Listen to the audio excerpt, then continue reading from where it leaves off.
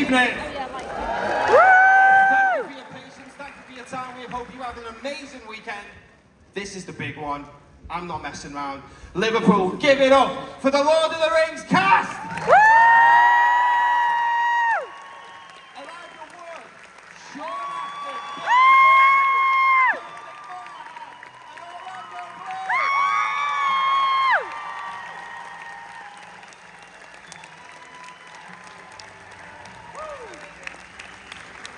Hello, everybody. Hello. Wow, what a beautiful theme. It's big, isn't it? I was toying with the idea of a big elaborate introduction and doing it all, and Sean just goes, "It's all gone together. It's gangster." And I was like, "It is gangster. Yeah. It is gangster." You guys, this is iconic to say the least. How are you doing? Good, yeah. I'm feeling very iconic baby at on the the moment. front row there. There's a baby in the front row. We're obviously here to talk about Lord of the Rings. We're going to take questions from the audience. Jermaine is out there somewhere with a microphone. He's going to find you. He's going to give you. He's out there. Hello, Jermaine.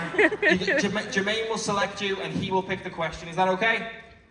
And if you're already standing up, it's fine. How are you finding Liverpool this weekend? Have you had a good weekend? It's been great. Liverpudlians. Fantastic meals. I didn't know the Beatles are from here. that was a good thing to No find out. way. Well, from one Fab Four to another, and Legolas. Yeah. I've had that in my head for weeks. Wow. You're enjoying the city and you're seeing the sights, and I hope these guys have been good to you. Yeah, it's been great. I took a walk around the city this morning, actually. I was up with jet lag at like 5 in the morning, so I just strolled out down to the museum on the docks. It was beautiful. You're not implying that he's Yoko, are you? No. I think he's more kind of Brian Epstein, isn't he? Yeah, he's running the whole George Martin. George George Martin, lovely, yeah. Very Yeah. classic. Yeah. You guys make a mess, he sorts it out. That seems to be the thing. We're gonna Just make him out. We're gonna dive straight into audience questions first, and then we're at number 1, and then I will jump in between if that's okay with you guys. Question 1. Hello. Hello. It's very high, so it's not, for hobbits. Oh. I just want to say thank you for being here. We're all really, really grateful that you all made it here. And my question is, what is your most favourite line from the trilogy? Mine is salted pork. I'll go first. Shall I get you a box?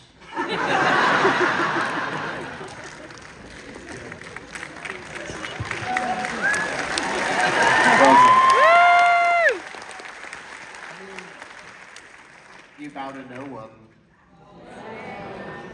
Yeah.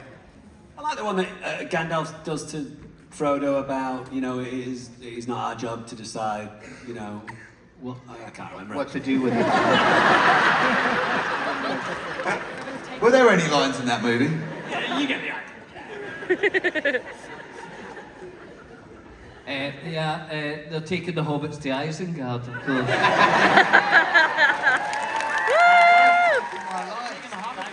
I thought I haven't got anything left to say. And you have my bow. What's so funny is when we were talking about you guys coming over, I went, yeah, they're taking the hobbits to Isengard, yeah, I suppose, yeah. A whole one. Where's the next question, number 2?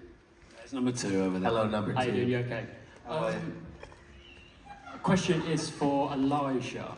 Your last shot in Return of the King is, I forget the line now, not quite this room for a little more.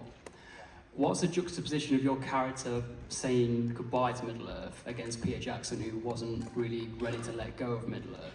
Can you talk about filming that shot? It's so interesting. That's a really good question.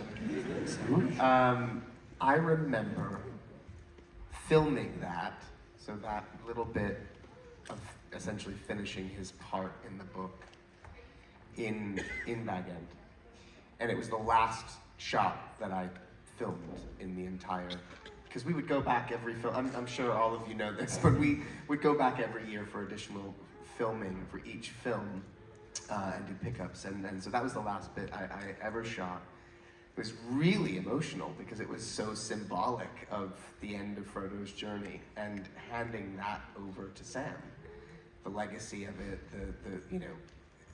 essentially, it's your adventure to take now. It's your story to write. All of the weight of that, and it was deeply emotional. Peter, Fran, and Philippa were sat behind the monitor, all of them crying. It's certainly informed on the sort of performance for me, the underlying. I mean, obviously it's an emotional moment for Frodo, but in a different way, not in a sort of overt way. So yeah, it was heavy. But the sort of what you're saying, that juxtaposition of the end of Frodo's to sort of Pete's then journey going forward, I don't think he quite knew in that moment that he would be carrying on. Certainly not to Middle-earth again and to taking on The Hobbit, because we asked him while we were shooting Rings whether he wanted to make The Hobbit, and he wanted nothing to do with it. He wasn't interested in The Hobbit, and that kind of came later. But it was an incredible moment and very powerful way to end. Thank you very Can much. I ask a question? Elijah, do we know what the very last thing that was filmed for Lord of the Rings I was? don't know, actually. No, Sean, do you know? Does somebody know? No? We don't know. We don't know what was the last. No? I suspect it would have been, it'll be Like shots and technical, stuff. like... But like last in cast nature. who was out, do we know? No. There has to be a last cast moment. I don't know what that is. Anyone knows here? Yeah, who knows? Someone does know. I wonder where I can find Do you know? super fans. Was it not Gollum's reaction to learning Frodo was going to destroy the ring, and it was shot at Peter Jackson's house just before the awards because it was very, very late pickup? Oh, It's very Sure, Andy said possible. that at one time. Well done. Thank you.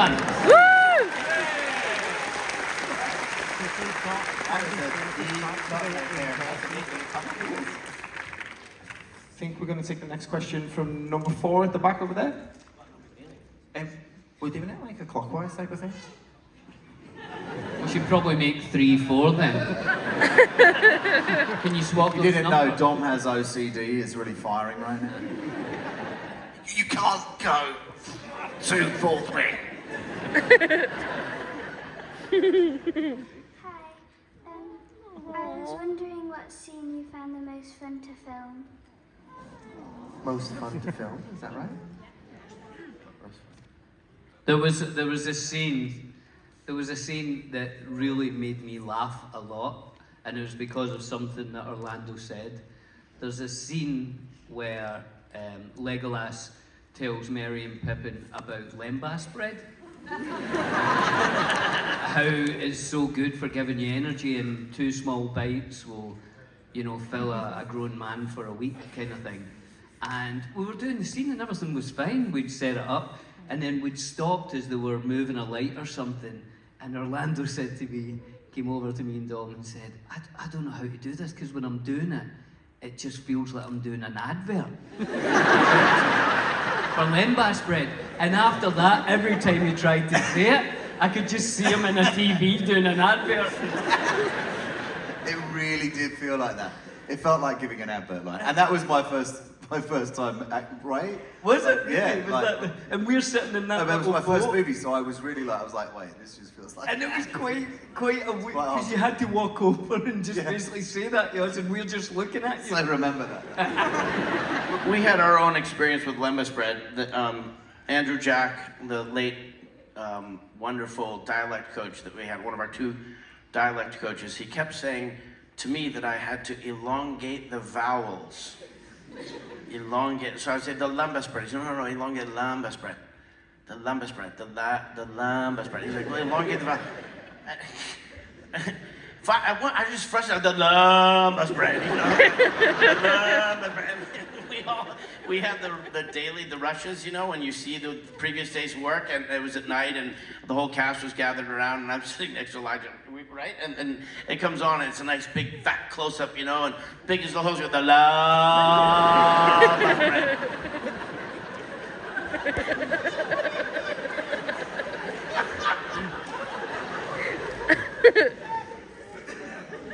Is that, I is that get the stuck, potato, you know what I mean? It's like,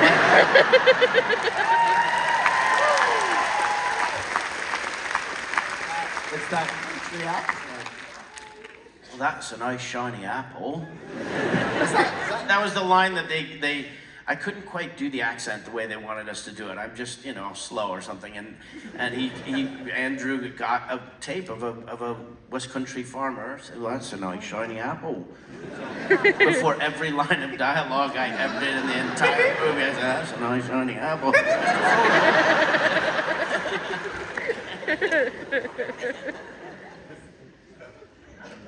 We've got another question. I do apologise, we're going to number 3. Whoever's at number 3, can they have a question for Dom? Just to... Yeah, it's my daughter's 8th birthday today, Harper. She's sitting 2 seats from the back. She's been lucky enough to meet you all.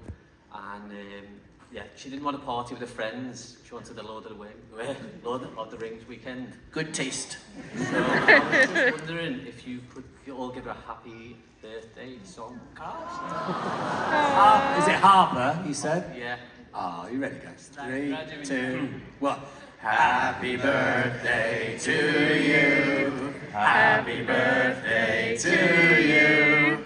Happy birthday, dear Harper. Happy birthday to you.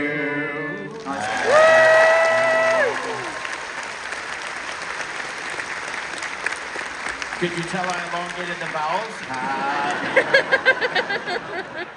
It's actually my birthday as well today. I didn't even ask for a song. It's actually John Rhys Davies' birthday today as well, apparently. It is, yeah. Happy birthday. All the best people. Number 1, hello. Hi guys, thank you so much for coming. It's been wonderful to meet all of you this weekend.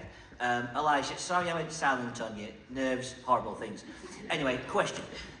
Were there any decisions that your character made throughout the course of the trilogy that you didn't agree with? And if so, what would it be? Is this for all of us? Yeah. Taking the hobbits to Isengard. Bad.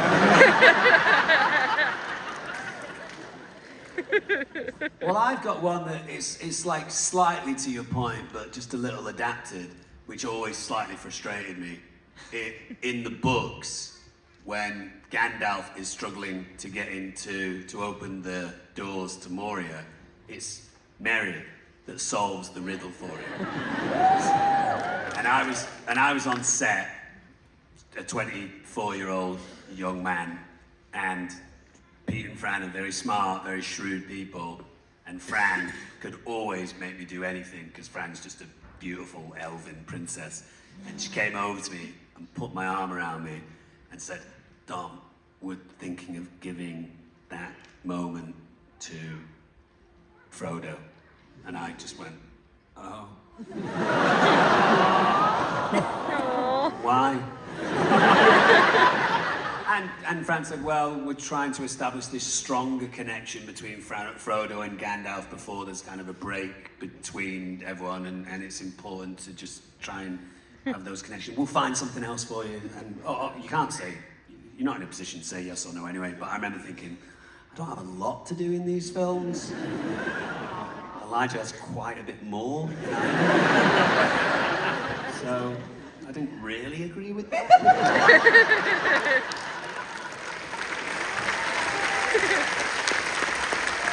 I've got one. So, you know that there were many units. First unit, second unit, A unit, B unit, a helicopter unit, the insert unit, scale double unit. So sometimes Fran and Philippa would direct stuff. And we were doing the Cirith Ungol scene. And Sam was a reluctant ring bearer. When he thinks Frodo's killed by Shelob, and he takes it, he's going to pick up the mission. And then when he realizes he's not dead, he goes swashbuckling all the way up and kills Shagrat or Shag or whatever. And then Frodo wakes up and is like, give me the effing ring now, And I'm like, okay, well, they wanted me to have a moment where I didn't want to give it to him because maybe I wanted it for myself. And I was like, I don't want to do that. Sam wouldn't know. And Sam's like, so your job as an actor is to do what they tell you to do, but you try and reconcile it with what you want to do. So if you look at that scene, I was having a bad wig day. My wig is like kind of stuck up in the back. It looks really stupid. And I do this thing where, I pull it away for just a second. And what I was thinking to myself in that moment is, I don't want to give it to him because it's going to hurt him. And if it plays to them like maybe Sam's hesitating for himself, then I fooled them. Yeah.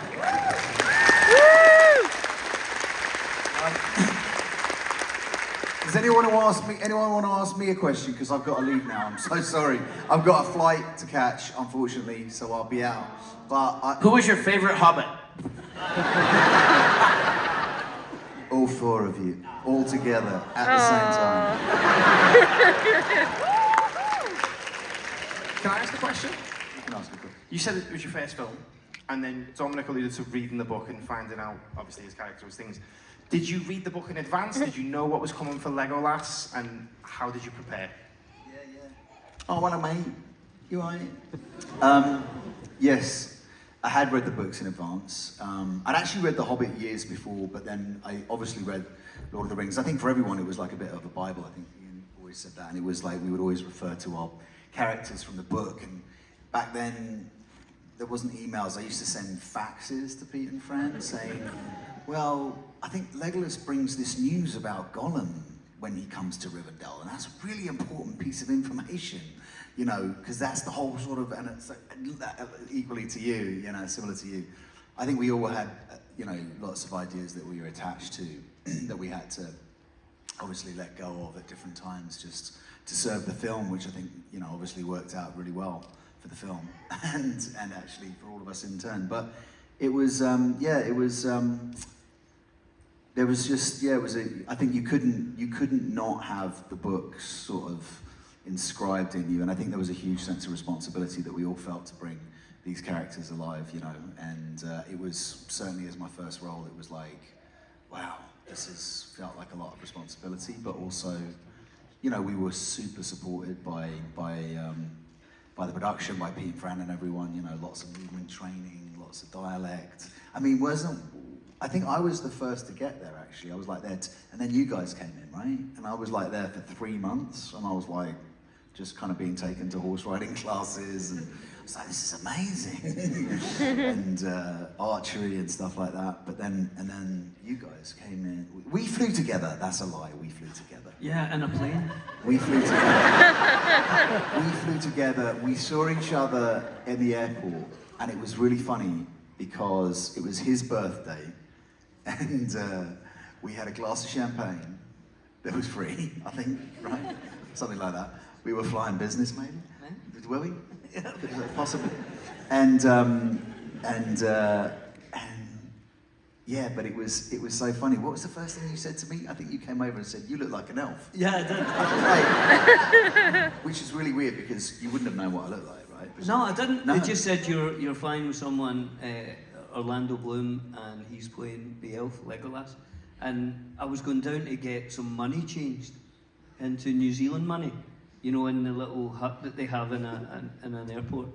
And I saw this guy, and I was like, he kind of looks like an elf. And I thought, I'm going to ask him. I said, you're not Orlando Bloom. Yeah. And then it was your birthday, and we had a nice And then we learnt the poem, if you remember, on the flight, because obviously it's like 30 hours to get there. And we tested each other on one ring to rule them all. Yeah. Because we both had the book, obviously, and I was like, okay, go. Oh man, I have to say, that was so magical, wasn't it? Arriving in that country. Oh my God. Do you remember when we arrived as well, they gave us the script in a leather bound with your name on it. It felt like so special, didn't it? Yeah, there was so much. That was very magical about the whole period. Anyway, I just want to say thank you all very much for having me. I haven't done many Comic Cons, but you've been amazing. It's been so nice to say hello and hi and take photos and sign things, and I hope you've all had a great one, and I'm sorry I have to dash off. And as for you lot, on your bike.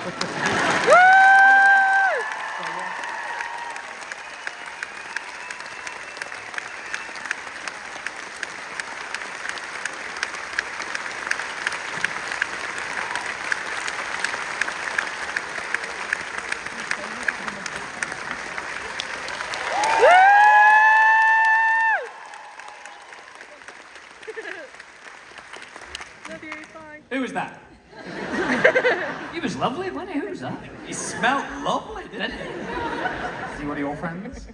I feel like this is where the trouble's going to start now. George Martin's exited the picture, and it's just a Fab Four. Feels like the teacher's left, doesn't it? I feel like there's mischief in the air. You alluded to going to New Zealand together on the plane and meeting there. You guys, I mean, you're a brotherhood. You are family. It's been 25 years this year since you started filming.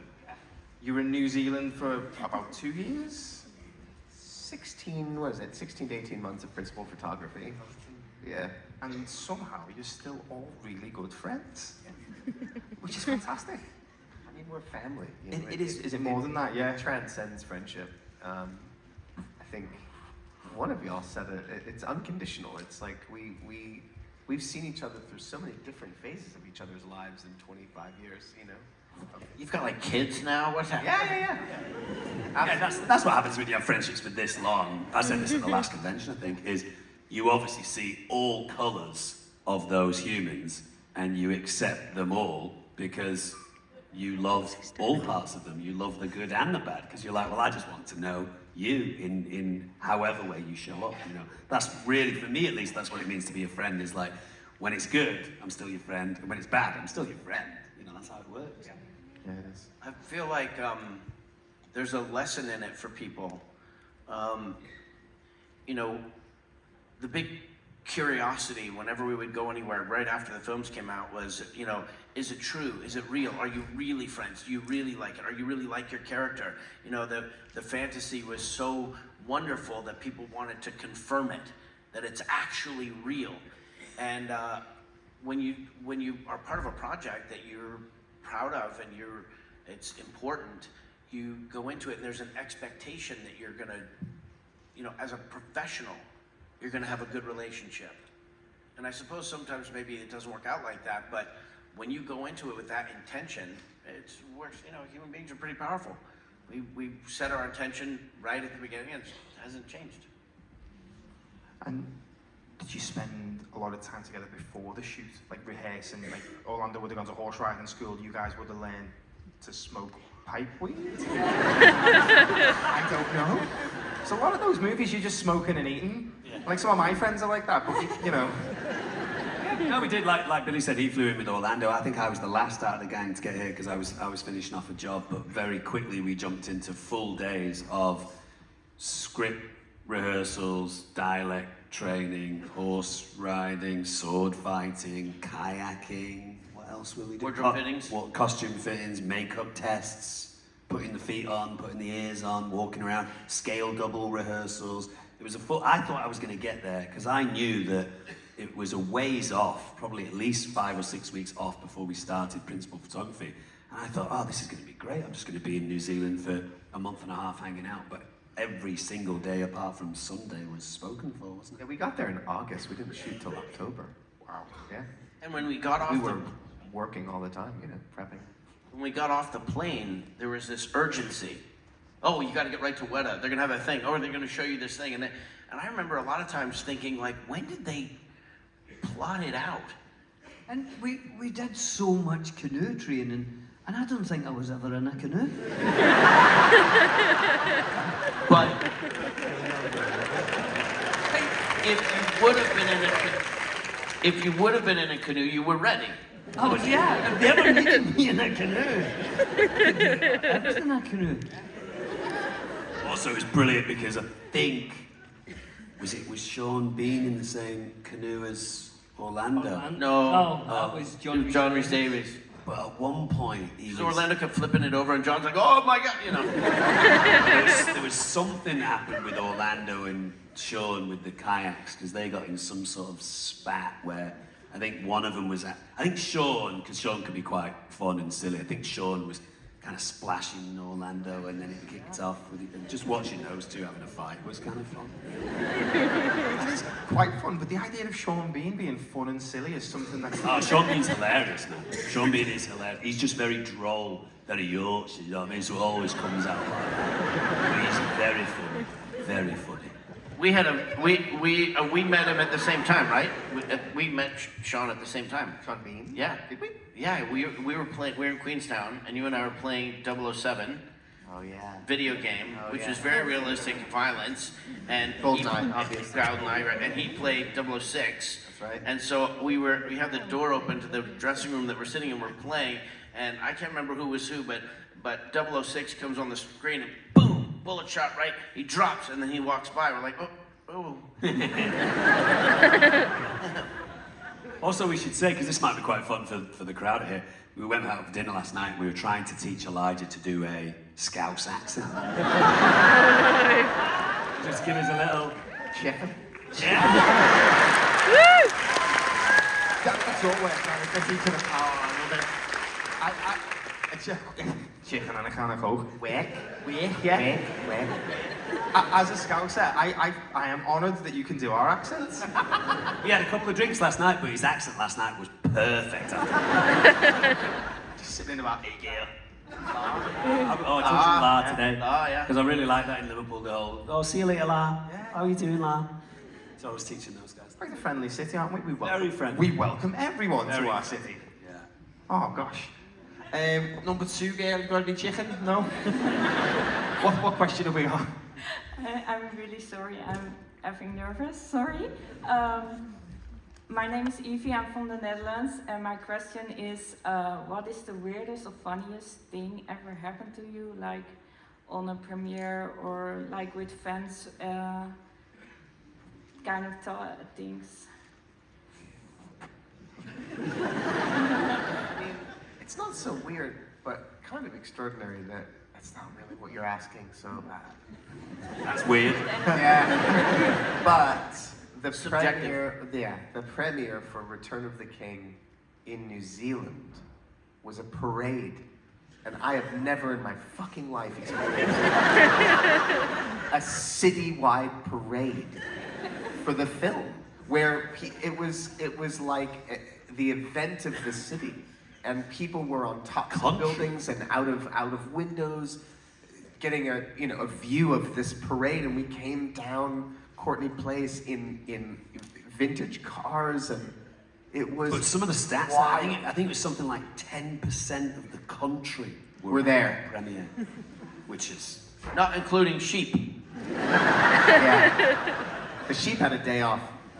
We went to Japan, which is an amazing country, beautiful, beautiful people. But sometimes when you do these TV shows, like if you're doing the One Show or something like that, they might ask you to do a couple of little throws to what's going on. So they might say, hey, could you just say, hey, I'm doing the One Show later on, tune in, or I'm here with Billy Boyd, we're doing the One Show, we look forward to seeing you. And the 3 of us, if not the 4 of us, did a show called Pooh. In Japan. Do you remember? And we had to do all these throws of like, hi, I'm Elijah Wood, and you're on Pooh. That was a bit weird. We're all jet lagged. That was just... I'm remembering now. There Japan is amazing. The TV shows were a gas. Oh my god, it's so funny. They're deadly. You know what's going to happen. They're like, oh, and the guy next to you just got an arrow in the chest. Okay, now. I hope the light doesn't come on me now. When in the Wellington thing, they had a huge airplane painted with all of us on the side of the airplane, and it did a flyover of where we were filming.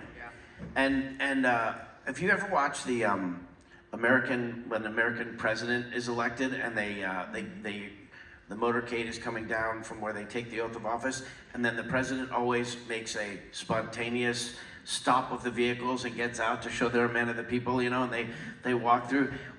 That's what we did, and there was more red carpet. It was like half a mile of red carpet to walk on. You're like, you were walking forever, right? Yeah, that's gotta be up there on the strange meter. That's the biggest one, yeah.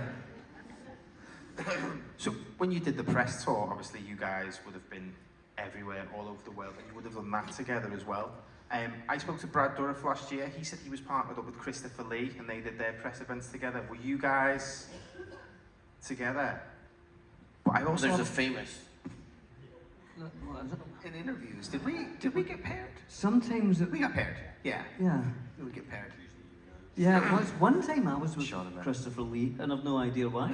Well, that sort of is where I'm leading. The question is because Christopher Lee was like allegedly the inspiration for James Bond. He was in World War. He like killed dudes, and I was gonna say, have you got stories about Christopher Lee and what were like working with him? Because Brad Dourif said he greeted every different nationality in their own language. Yes. Yes, he spoke multiple languages. That's right. Elijah and I watched him. We were on set one time, and Elijah and I watched him. He took a big pen, you know, like a biro, and he threw it at the tree, and it stuck in the tree like a knife.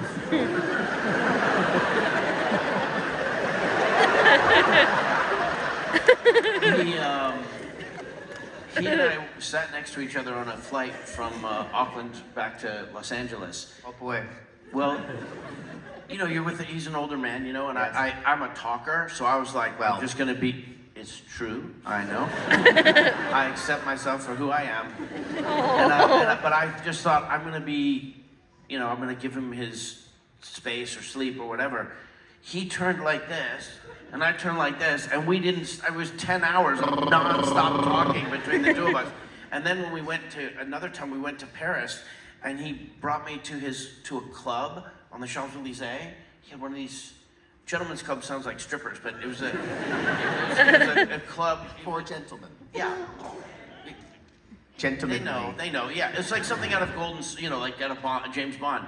And we went in there, and it was like he made it was a thing that he brought me into this club, and we stood out, and he's like, this is where we stood, like, when the war was over, you know, like, yeah, it was pretty, you know, when the parade happens, when they, so it was. In Paris as well, I think it was like Dior or something, there was a store, or like an expensive, fashionable store, and his wife had went into the store, and there was one wall was like wallpaper of an old picture, black and white photograph of a model, you know, beautiful young woman. And she says, do you know who that is? And they said, no, we've looked for years and we don't know who it is. And she says, it's me. And it was Christopher Lee. It was Peter. Wow. Isn't that brilliant? He also smoked cigars. And he invited me at one point, like, to, you know, like a mentor. Yeah, come have a cigar. And the two of us sat on Stone Street and smoked a cigar together. It was freaking rad. Yeah, he was amazing. He was lovely. You got to obviously work with some incredible actors, and obviously he was one of them. Your story about the pen, I had the same thing, where he threw a nail into a dartboard and got a bullseye from across the room. Yeah. Like, that dude was. He would have done poorly at an autograph signing show, I'll tell you that right. You can do a lot. Albums like heavy metal albums as well. Yeah. And I don't know if you guys have seen in the DVD extras his farewell speech where he's almost in tears and he's saying to all of us, we were all there, like, and obviously he's addressing Pete more than anyone else, but he's saying, like, in my entire career I've never done anything this great, and you guys have done something extraordinary, and I'll always remember this. And he was very moved by it, and that's Christopher Lee. I mean, what? Don't judge me. But on my TikTok, I just watched that. Oh, did you? Yeah, I know that my TikTok's been hijacked by Lord of the Rings behind the scenes stuff, and I'm seeing things I never saw before. The algorithm has learned that I'm really interested in myself. To learn I more think about it's just dances. I'll learn all those dances, TikTok dances. I love them. Oh yeah, Billy was trying to teach us a Korean dance, but we never got around to it today. I'm not going to ask you to. I might ask you. Oh, you want to do it? No. Okay. We're going to go and take a question from number 4. Sorry. Hi, my name is Danny. I'm going to apologise to Elijah in advance for this question. So I'm doing this on behalf of a friend, and the question is, when... Don't have to. To be fair, I actually think it's quite a funny question. All right, It doesn't help that I'm a chef, so I've added to it. So apologies again. When orcs say meat is back on the menu, does that imply that they know of the existence of restaurants in Mordor? And if so, how do they eat said meat? Do they marinate it, or do they like to just barbecue it? I know. Apologies. This is the thing that happens in modern writing for old times. It happens a lot. In in Star Wars, the Last Jedi, there's a whole like when he's talking to General Hux, and he's like, hold for General Hux, like it's a fucking telephone call. I'm sorry, like let me patch you in. What are you fucking talking about? It's a phone. So the same thing, like meat's back on the menu. What menu are they talking about? It's definitely it's that thing where you just take liberty because it's a fun joke, you know. It's a good bit of writing, What doesn't and help it is he gets attention. cosplays But as Luke Skywalker, so that's just made it even. what's that? He cosplays as Luke Skywalker, so you've just made that even. Oh well, perfect. I tied it all together.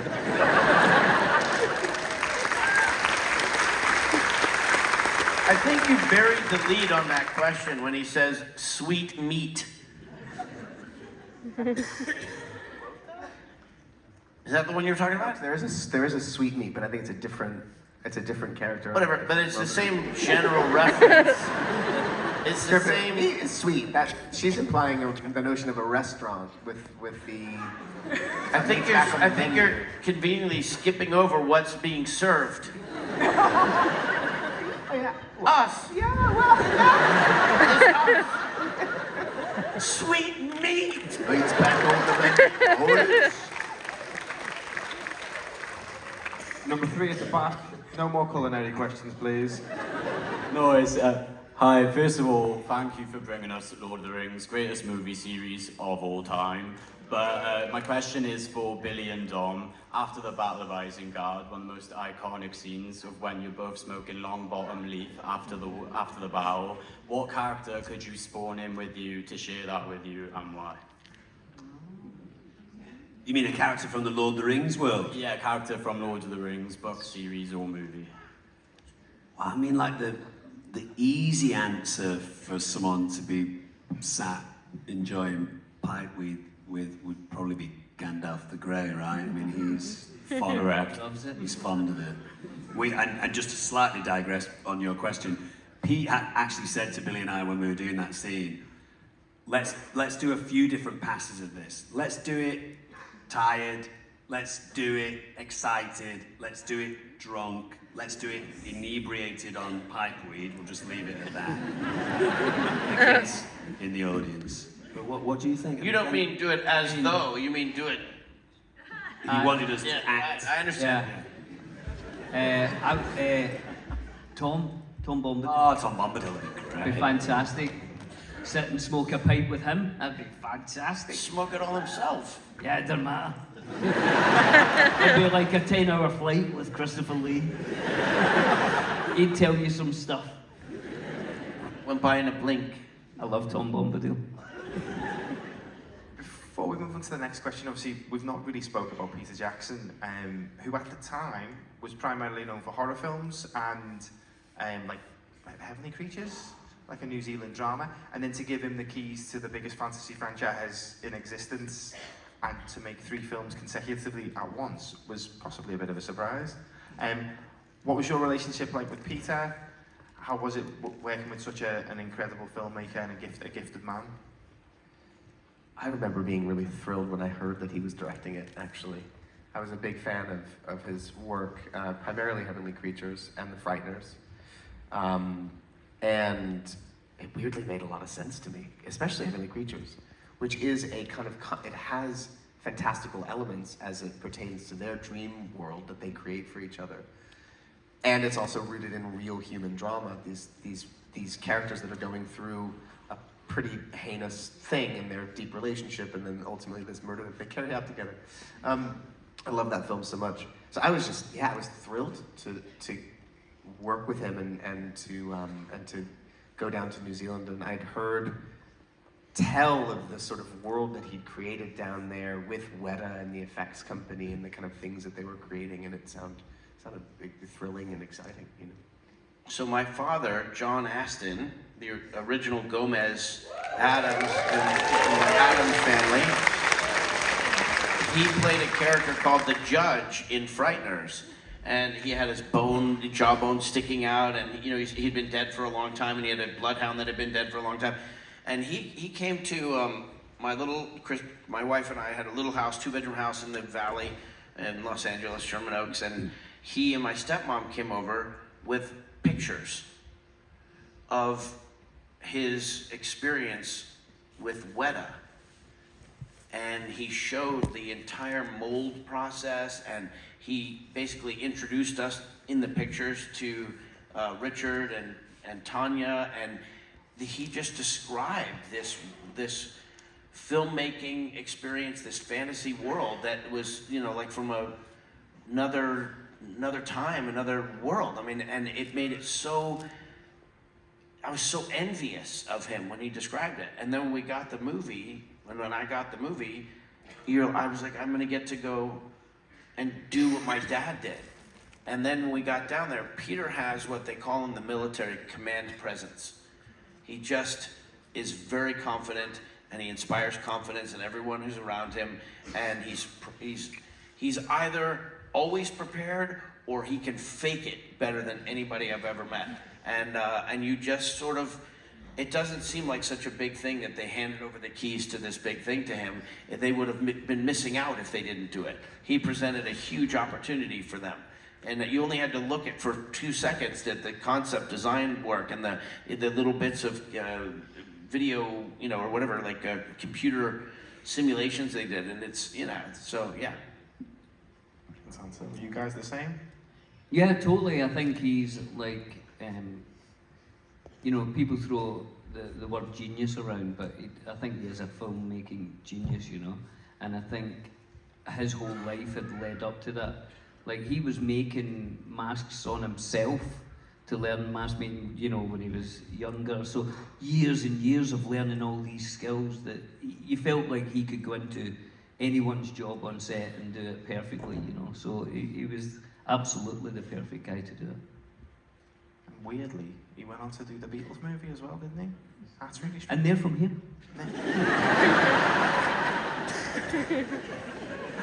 We have got 3 minutes and 40 seconds left. I have been talking your ear off for nearly 45 minutes, guys. I appreciate your time, and I know they appreciate your time.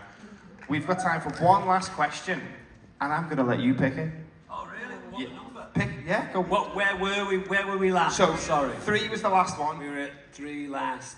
I'm getting a lot of people saying that the number one should go, so we'll give it to the number 1. Sorry, 2, 4, 3. Hi, thank you for that. So you were mentioning TikTok before, and this is just a funny question to kind of end the afternoon. I don't know if you remember Dom and Elijah, you did an interview about 20 years ago. Never forget. I think I remember. And I kind of just wanted to ask if there are any updates to the following questions. Do you wear wigs? Have you worn wigs? Or will you wear wigs? And when will you wear wigs? I do. I have. I certainly will again. And as to when, or where? It was when, I think. When? Yeah. When will I wear wigs? There's actually a movie called The Toxic Avenger that's a remake of a trauma film that'll come out sometime later this year, hopefully. I wear a wig in that. You know what's funny about that thing, though? And I'm sure it's funny about some of our other experiences in Lord of the Rings. Certainly for me, with that particular thing that went on, you can never tell, ever, what's going to catch fire. If someone were to say to me, you know, in that Lord of the Rings experience, what are going to be the moments that are going to stand out? I might say, oh, this and that. I would have never said, oh, this silly little interview that I did with Elijah is going to have some sort of abiding legacy. But Billy is on TikTok all the time, and I know Sean is as well. Constantly, Billy will be like, that wig thing is on again. It's on again. We have the same TikTok. Yeah. You know what? We never think about this. Hans Jensen should have his own interview show. You know, I pitched it to Pete. Did you? Because Pete loved it so much, and I was like, why don't you, knowing that it's Hans Jensen, why don't you let me interview you as Hans? And Pete was like, oh, that's a good idea. It didn't happen, but maybe at some point he'll let me do it. Yeah. I think that's a series in the waiting. When I kept on my hat that I was doing this, and when I said to people, I'm doing the Lord of the Rings interview, in my head they were going to go, oh, you're interviewing the Hobbit, you're going to do this. First question for the first person I told was, well, did he wear wigs? I'm not joking. I am not joking. Well, it's bigger than the Lord of the Rings. I was just going to say that it's not just that. They're the game they made up, the TIG game, and like there's at a certain point people wanted to extend their experience of Lord of the Rings into the making of it and into like our friendships and so it's you know, that kind of stuff. And So even though I think the "When Will You Wear Wigs" line is funny and, you know, kind of came out of left field and all that kind of stuff, my favourite line in that thing is "The dolphin is dead."